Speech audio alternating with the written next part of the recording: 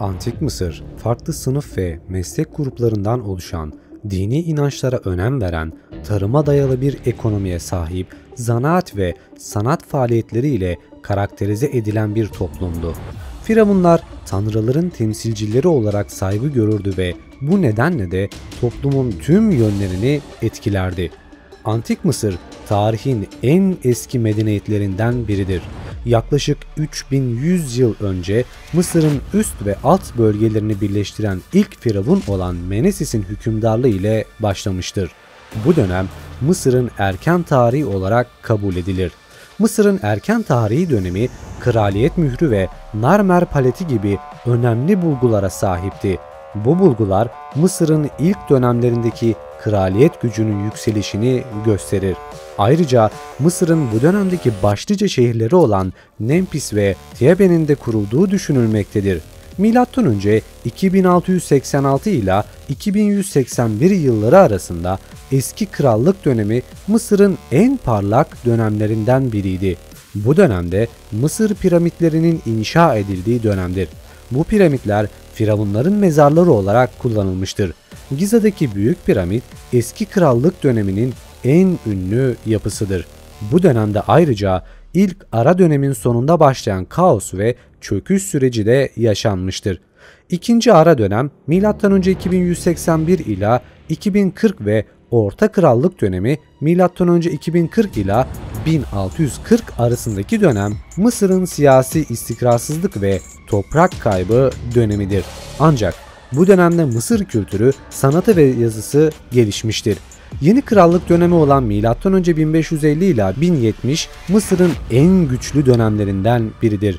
Bu dönemde 2. Ramses gibi ünlü firavunlar hüküm sürdü.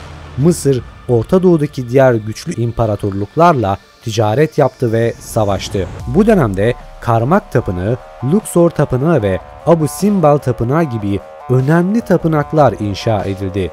Antik Mısır toplumunda firavunlar tarafından yönetilen piramitler, tapınaklar ve anıtların yanı sıra tarım, ticaret, zanaat ve sanat faaliyetleriyle de karakterize edilmiştir.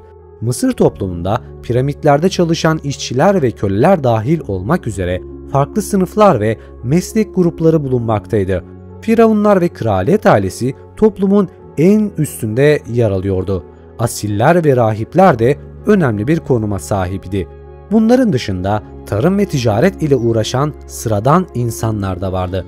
Mısır toplumu dini inançlarına büyük önem verirdi ve bu inançlar toplumun tüm yönlerini etkilerdi. Mısır tanrılarına tapınaklarda ibadet edilir ve kurbanlar sunulurdu. Firavunlar tanrıların dünyadaki temsilcileri olarak görülürdü ve bu nedenle halk tarafından saygı duyulurdu. Mısır toplumu tarıma dayalı bir ekonomiye sahipti. Nil Nehri'nin sulaması sayesinde ürünler bol ve çeşitliydi. Buğday, arpa, darı, sebzeler, meyveler ve pamuk gibi ürünler yetiştirilirdi. Mısır'ın zengin toprakları çiftçilik faaliyetlerinin yanı sıra hayvancılık ve balıkçılık için de uygun koşulları sunuyordu. Mısır toplumundaki zanaatlar da önemli bir yere sahipti.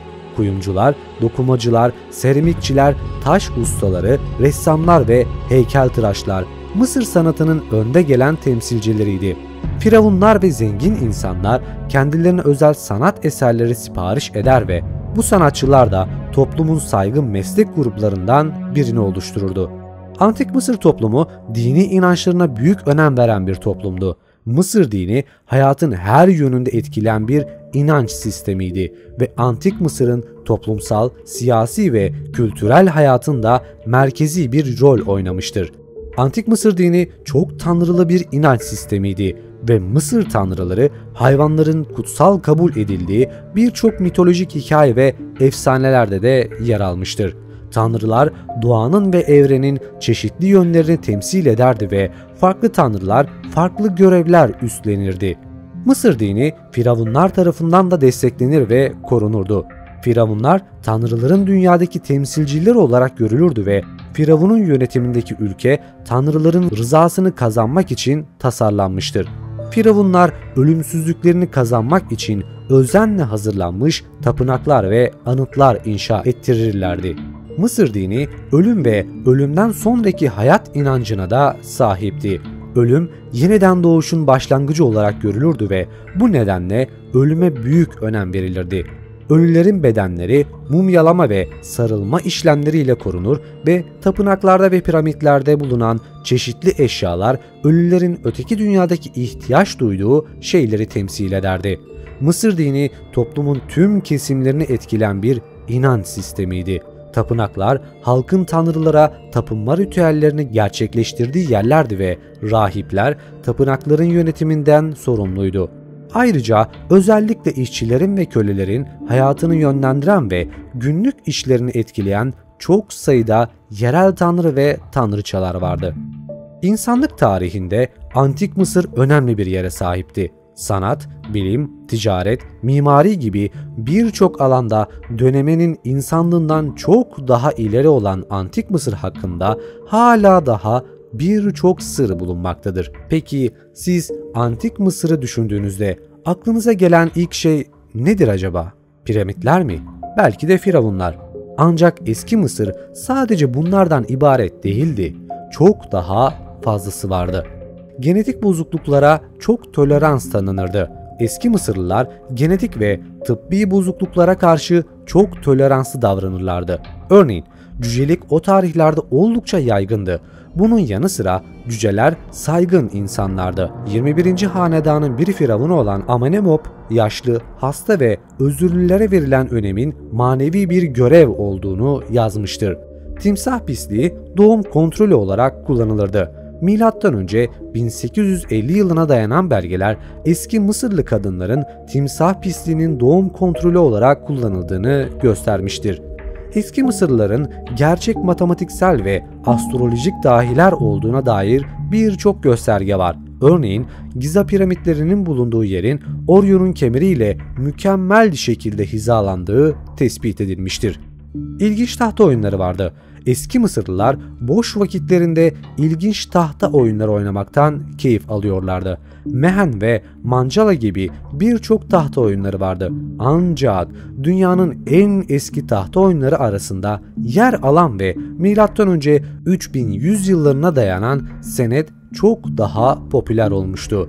Hijyen ve görünüm çok önemliydi. Eski Mısırlılar için erkekler bütün bedenlerini tıraş eder, çiçek ve aromalı kokular severdi. Nil Nehri kutsaldı. Ana su kaynağı olduğundan dolayı eski Mısırlılar için son derece önemlidir. Nehrin ilkel sularının ölülerin diyarından cennetten geçerek nihayet Mısır'a aktığı düşünülüyordu. Eski Mısır'daki kadınlar meslekler haricinde neredeyse her alanda erkeklerle eşitti.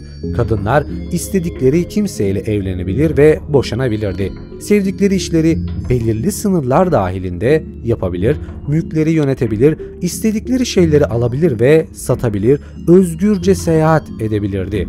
Ramses'in 100'den fazla çocuğu vardı.